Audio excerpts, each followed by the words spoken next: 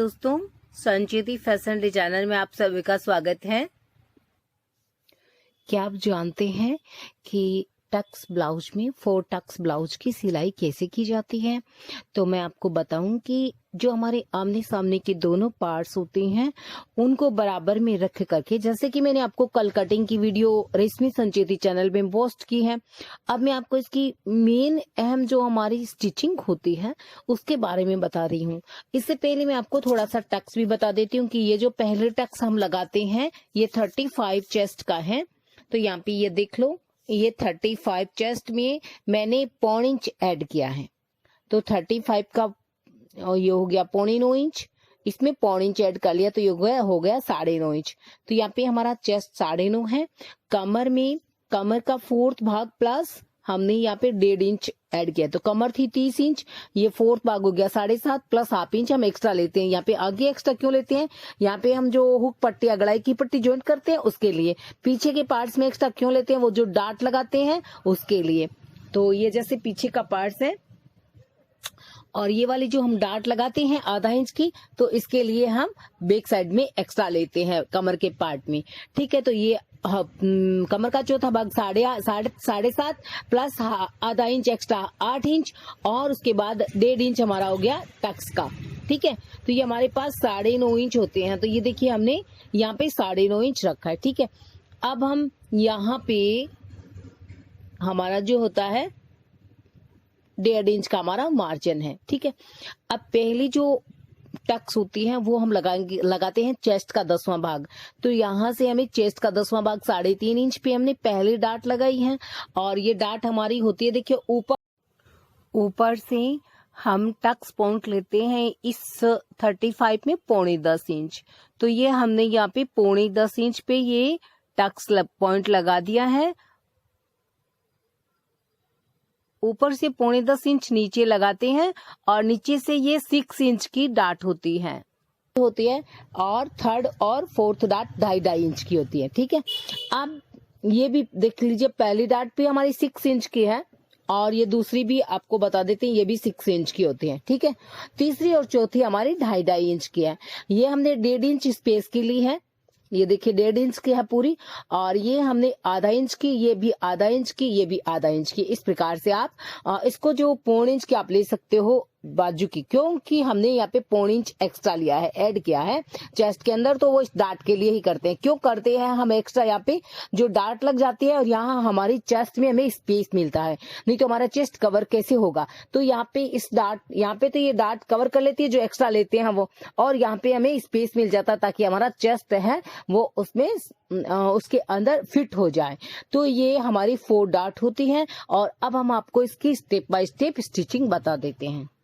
हमारे ब्लाउज की चारों सिलाई बराबर आए, इसलिए सबसे पहले आप यहाँ पे कट लगाएं। दोनों पार्ट्स एक साथ में होने चाहिए।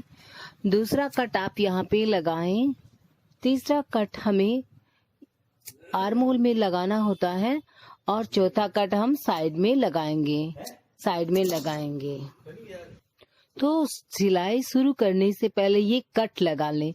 इनसे क्या होता है, इनसे आपको ये फायदा होगा कि ये जो आप स्टिचिंग करोगे तो दोनों पार्ट्स पे बिल्कुल बराबर आएंगी और एक समान एक जितनी आएगी।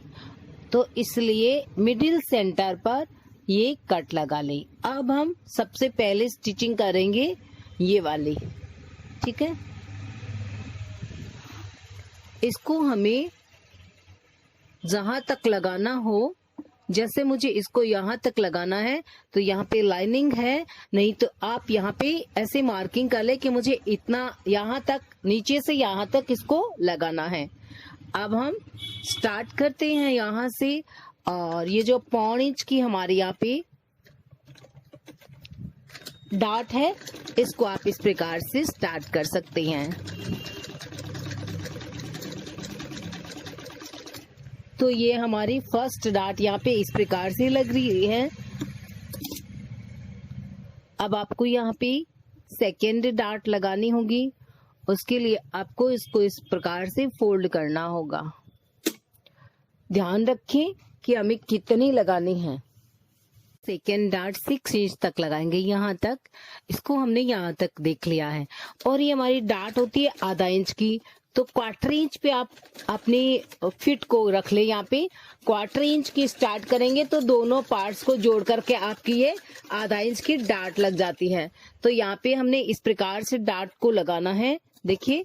और ये कंप्लीटली हो गई है। 2 डार्ट यहाँ पे हमने लगा दी है, यानी कि 2 प्लेट्स या 2 टक्स जो डार्ट होती है वो हमने यहाँ पे लगा दिया है। तो ये 1, ये 2 हो गए हैं।